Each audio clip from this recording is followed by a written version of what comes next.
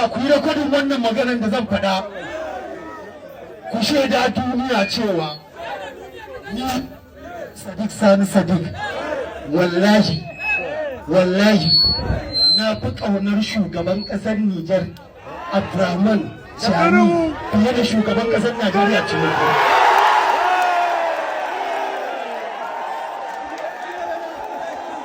Me yasa na faɗa haka? Me dalili? Har cikin zuciyata na san cewa Chani yana ƙaunar mutanen Afirka, yana ƙaunar Afirka, yana ƙaunar ƙasarsa, yana ƙaunar al'ummar ƙasarsa,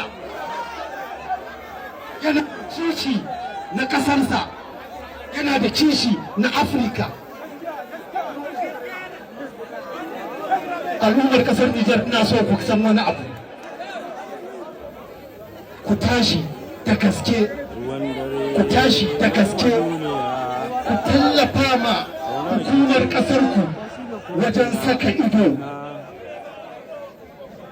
da shige fice tuno bai haka takan wani zaɓen ido da za ku gani da ba ku da shi ba ku yarda da shi ba saboda aikin tsaro ba aikin hukuma kaɗai ba ne aiki ne na 'yan ƙasa da kuma hukuma dole sai 'yan ƙasa sun ba da gudunmawa sannan hukuma su samu abin da suke so.